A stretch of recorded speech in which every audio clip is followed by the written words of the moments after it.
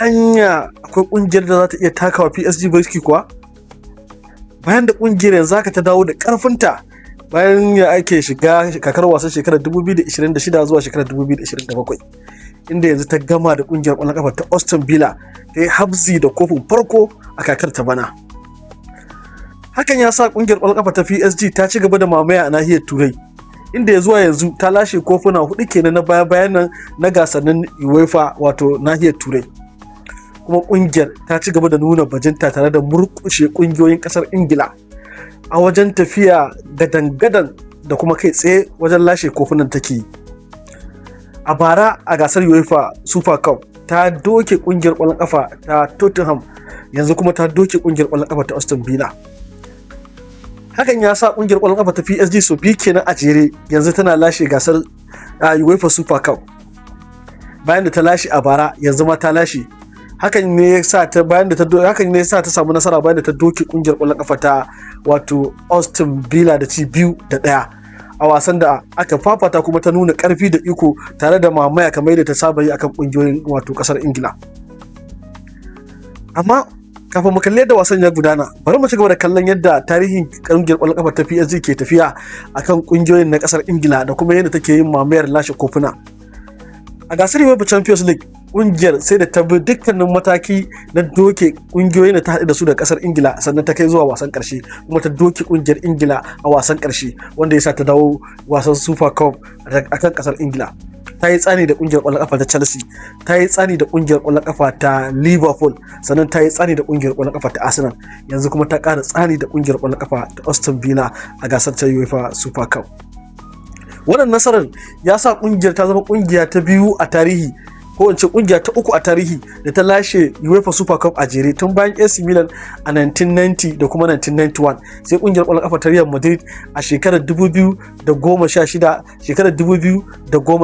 kungiyar ƙwallon kafa ta Real Madrid ta lashe gasar sau biyu a jere, sai yanzu da kungiyar ƙwallon kafa ta PSG ta lashe gasar sau biyu a jere.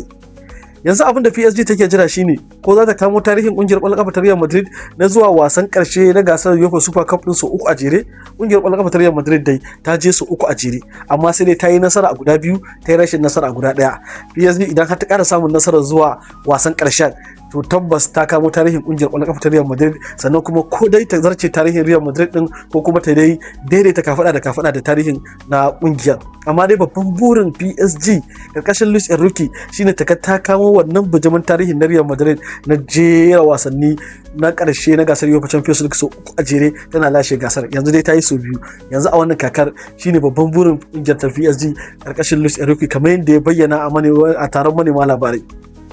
Da fara da yadda aka fafata wasan tsakanin Aston Villa da kungiyar ta PSG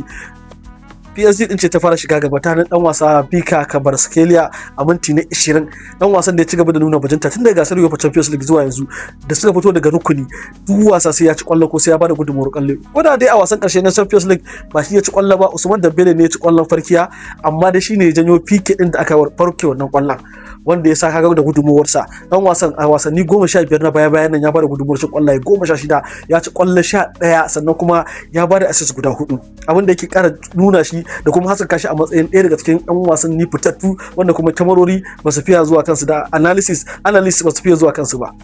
Sai dai a minti na 40 da tafiya hutun rabin lokaci, wannan matashin dan wasan Mojo ya farke wannan kwallon, dan wasan da bai taba tunani a tarihi ba zai kafa irin wannan tarihi, inda ya zama dan wasa na farko mafi karancin shekaru da ya jefa kwallo a wasan karshe na gasar UEFA Super Cup. Kafin wannan wasan a da dan wasan ba zai shiga cikin yan wasannin da za su fafata da PSG ba a wannan wasan karshen, saboda shekarunsa ba su kai shekarun da ake FIFA take bukata ba na dan wasa zai sauyin shekara daga wata kasa zuwa wata kasa. Sai da kuma kungiyar ƙwallon kafa ta Aston Villa ta ɗaukaka ƙara akan wannan hukunci, kuma aka dawo mata ka tabbatar mata da cewa dan wasan zai buga wasan karshen, kuma yanzu gashi ya buga ya kafa wannan tarihin. Sai dai bayan dawowa daga hutun rabin lokaci, an dawo daga hutun rabin lokaci a minti na 60, dan wasa Desire Doué ya ƙara ƙwallo ta biyu. Da an soke wannan kwallon saboda an ce akwai satar gida, amma bayan duba na'urar VAR za ka tabbatar da wannan kwallon ta halastacciya ce kuma ta tabbata, wanda ya sa PSG ta shiga gaba da ci 2-1. Yanzu dan wasa Doué ya kafa tarihi mai girma a gasar UEFA Champions League kuma a gasar nahiyar Turai. Dan wasan yana nuna kansa bayan tashi daga wannan wasan shine ya tafi da man of the match, kuma in ba kuma ta ba a gasar Champions League ma dan wasan shine ya tafi da man of the match, kuma ya zama dan wasa na biyu a tarihi da ya bada kwallo aka ci kwallo, sannan kuma shi da kansa shi ma ya zo ya ci kwallo tun bayan dan wasa Luis Suarez a kungiyar kwallon kafa ta Barcelona. Sai yanzu da wannan dan wasan yayi wannan kwallon ce ta tabbatar da kungiyar kwallon kafa ta PSG a matsayin zakaru na gasar UEFA Super Cup so 2 a jere kenan, wanda ya tabbatar da nasara. To amma nasarar ya take akan mai horaswa Luis Enrique, kuma ya take akan mai horaswa Unai Emery na kungiyar kwallon kafar ta Aston Villa. Unai Emery dai kusan wasanni 5 na gasar Europa League ya cinye su daga cikin guda 6 da ya fafata, kuma ya zo wasan karshe na UEFA Super Cup. Sai dai wani abin takaici ga mai horaswar da yake da yawan lashe gasar ta Europa, bai taba lashe wannan gasar ba. Duk wasa in ya zo wasan karshe sai an doke shi, bai taba samun damar yin murmushi ba na lashe wannan kofin a wasan karshe na UEFA Super Cup a dukkanin wasannin da ya fafata. Amma a nasa bangaren kwa Luis Enrique ya ci gaba da nuna bajinta da bin sahun manya-manyan bijimayen masu horarwa wajen lashe kofuna, inda ya zama serial winner tun bayan zuwa kungiyar kwallon kafa ta PSG. Mai horaswar ya lashe kofuna 13 kenan, kusan shekaru 3 da jagorantar kungiyar, amma ya lashe kofuna guda 13 ya zuwa yanzu. Kuma mai horaswar yanzu ya zama mai horaswa na 3 mafi yawan lashe kofunan nahiyar Turai a bayan mai horaswa Carlo Ancelotti da ya lashe guda 10, sai a bayan Pep Guardiola da ya lashe guda 7, sai shi yanzu da ya lashe guda 6, wanda ya kafada da Trapattoni ne na manta sunan shi da sunan na faɗa daidai, sai kuma Sir Alex Ferguson wanda suka ci 6-6.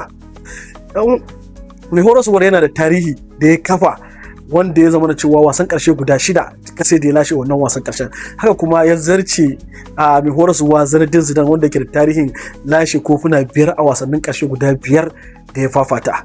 Yanzu babban burin Luis Enrique shine ya ga cewar ya lashe gasar Champions League so 3 a jere kamar yadda kungiyar kwallon kafa ta Real Madrid ta yi, sannan kuma ya lashe gasar Super Cup so 3, abinda babu wani mai horaswa da ya irin wannan abin, ko kuma wata kungiya da ta irin wannan abin, wanda ya sa yanzu da nasarar da ya samu kungiyar kwallon kafa ta PSG dai ta zama kungiya ta farko daga kasar Faransa da ta lashe gasar UEFA Super Cup so 2.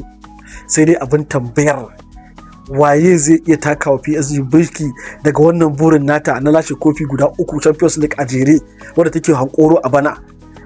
Shin kungiyar za ta iya lashe kofin, ko kuma kuna ganin za a yi gaggar ita a wannan shekara?